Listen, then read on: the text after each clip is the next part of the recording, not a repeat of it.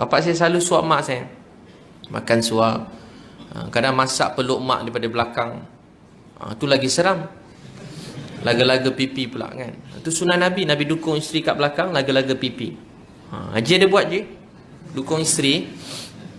Balik nanti dukung buat je, jangan lupa.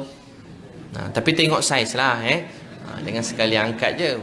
Duduk juga kan, tak orang bangun kan. Angkat sekali. Dukung. Paling tak faham, mak masuk bilik air, bapak masuk sekali. Tu paling tak faham. Mana dia belajar tak tahu. Saya baru-baru ni baru baca riwayat Bukhari, suami isteri mandi sekali ni dapat pahala sunnah. Haji boleh je mandi sekali. Boleh bang mandi sekali. Tapi jangan ajak mertua, menantu semua mandi pula. Keluar suami isteri je mandi sekali sunnah. Segan lah ustaz kan. Tua-tua ni mandi pula. Bukan pula ustaz ni. Kalau malu, ustaz kata mandi apa? Buat-buat mandi jenazah kan, belajar-belajar. Yang awak jadi jenazah abang mandikan lah. Pakai kapur baru semua sekali kan. Romantik lain pula dah berumur kan begitu. Janganlah bang, tak bangun-bangun pula kan. Dan kakak sunnah Nabi, suami isteri berkasih sayang. Tapi dengan anak-anak garang. Bapak saya tak pernah cakap dengan anak. Garang. Hari-hari tak pernah berbual dengan anak. Satu hari tak pernah cakap langsung. Tak ada anak berani. Sampai sekarang 12 anak beradik tak ada berani cakap dengan ayah tu. Jarang. Yang naik kereta saya, semua mengelak je nak bawa bapak saya, takut. Kena marah je bawa kereta, marah je kan. Dia jauh sikit, break jauh sikit, kanan. Kau ni. Jadi semua tak berani, dah tua-tua kena marah. Jadi saya seorang je berani bang. Bawa dengan saya, kurang sikit marah dia. Lepas tu abang kakak, bapak saya. Masa saya dah jam 6, saya pergi masjid ikut pintu belakang. Sampai masjid, saya dengar ceramah-ceramah kat masjid. Saya belajar kenal Allah, belajar kehidupan Nabi. Masjid saya tak ramai orang datang. Masjid saya kurang orang datang. Semayang jemaah 3-4 orang je. Imam, Bilal, Tok Siap, pengusi 4 orang. Kadang imam demam, Bilal tak ada. Jadi saya pada tingkatan 1 dah jadi imam kat masjid saya je. Tarawih memang kena jadi imam. Sebab dia orang gila-gila 4 orang tu. Demam-demam je dia orang. Gila. 4 orang je macam mana? Hari-hari dah penat juga, tak ada orang datang. Demam, pergi kejut. Pak Imam semayang, tak larat lah ni, demam lah saya ni, kau je lah si imam. Kat masjid tak ramai, tak ada orang pelik sangat masjid saya tu. Jadi ada orang berdakwah-dakwah tu datang. Dia orang banyak ngajar saya mula-mula tu. Jadi bila dia orang balik, saya nangis je. Jadi mula-mula dia orang balik, saya nangis. Jadi setiap kali dia orang datang tu sekejap je, 2-3 hari balik. Jadi abang tahu apa saya buat? Saya naik atas bukit. Bila dia orang balik, saya lambai daripada jauh. Tahu sebab apa je? Sebab lepas dia orang balik, saya sedih. Saya tak bagi dia orang balik. Lepas dia orang balik, dah tak ada orang nak ajar saya semayang. Dah tak ada orang nak teman iktikaf kat masjid. Dah tak ada orang nak berdakwah anak-anak muda kat taman-taman. Dah tak ada orang nak cerita sunnah-sunnah Nabi. Jadi bila dia orang balik, saya nangis lah, lambai beratas bukit. Sebab dah tak ada orang nak ajar. Nak ajar saya masa kecil-kecil tu, masa 12 tahun, 13 tahun. Abang kakak, hari balik tu hari-hari saya doakan mak bapak saya. Saya percaya hati manusia dan genggaman Allah. Tapi saya tak rasa bapak saya boleh berubah, mak saya. Saya balik rumah, saya baca Quran hadis dalam bilik. Saya nyuruh abang kakak tak ada kat rumah. Balik lepas isyak kat masjid, balik rumah. Saya sebelum waktu semayang kat masjid. Subuh-subuh ke masjid, daripada jam 6. Tengah-tengah baca Quran hadis dalam bilik. Baca ajar adik, ajar Quran. Tiba-tiba mak masuk bilik. Bila mak masuk, ingat mak marah, mak saya tak marah. Tiba-tiba dia nangis. Mak saya nangis. Tiba-tiba mak saya nak belajar kenal Allah, belajar semayang, belajar Quran, belajar tutup aurat. Berubah mak saya tiba-tiba je. Lepas 6 bulan, hari-hari saya doakan bapak saya. Saya masa tu semangat berdakwah bang. Saya tingkatan 1, 7 orang kawan saya ajak masuk Islam. 7 orang. 4 kekal sampai sekarang, 3 tak kekal.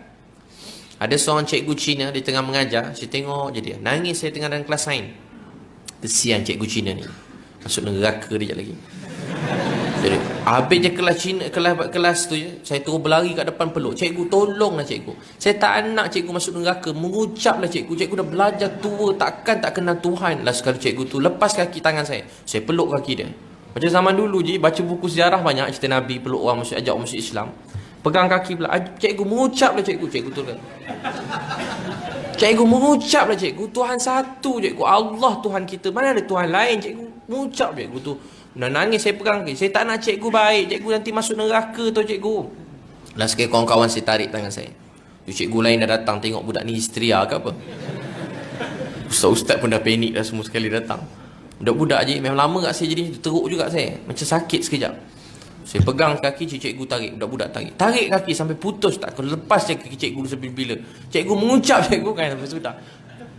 Tarik dan tangan kau semua jadi ular. Aku tengah berdakwah ni. Allah tolong aku dulu kecil je. Dulu mulut tu ni sikit lah. Aku ajar sikit. Sampai cikgu telah sekali mengucap dia. Lepas tu dia lari tak jumpa-jumpa saya dah. Hari-hari tu je pada kecil. Habis semua. Saya kalau jumpa kawan-kawan bapak saya datang rumah kan. Dia minum arak lah rumah Cina. Kat luar tu anak-anak dia kat luar. Habis semua saya ajar mengucap. Lalas saya dakwah semua je sampai sudah.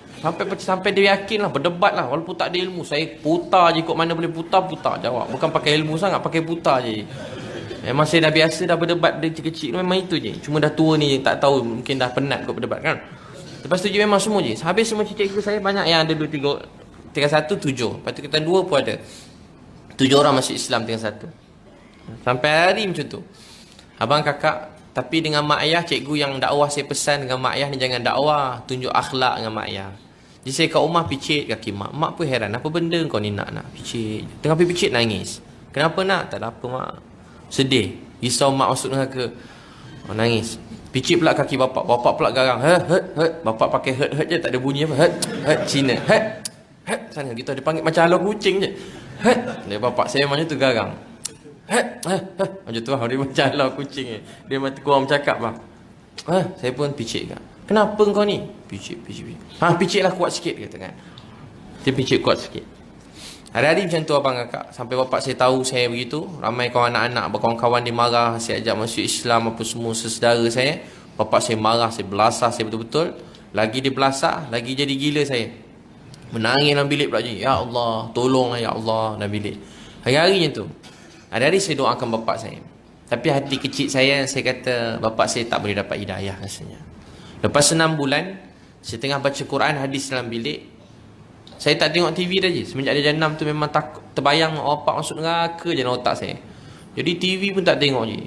TV tu kalau ada gambar seksi je tu, yang saya wayar tu cabut kerana saya gunting. Pening kepala bapak saya, kata ganti TV je dia. Dia kuat tengok cerita Cina. Hari-hari je macam tu, gunting wayar lah apa, rosak hari-hari. Siapa rosakkan ni?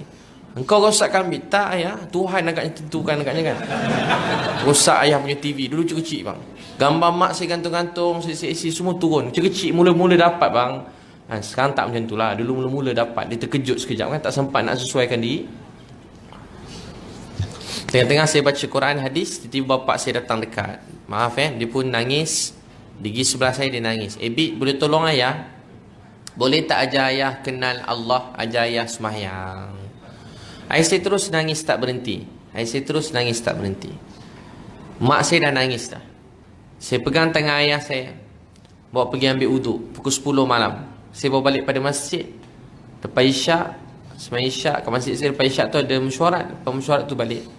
Saya sampai kat rumah, saya tengah buat taklim. Bapak saya duduk, dia nangis. Saya pegang tangan dia, bawa pergi bilik air. Saya nangis tak berhenti je. Masih tingkatan 1 dah hujung dah. Macam mimpi. Saya pun tengok ayah saya nangis. Saya jadi imam, dia makmum. Sepanjang semayang tu ayah saya nangis tak berhenti. Bila saya semayang, bapak saya makmum, dia nangis. Dia habis semayang, dia tanya, Bit, Allah maafkan ayah tak? Ayah jahat, ayah tak pernah kenal dia, ayah tak pernah terima kasih pada dia. Dia maafkan ayah tak? Nak, dia kata kat saya, nak. Mesti Allah tak maafkan ayah kan?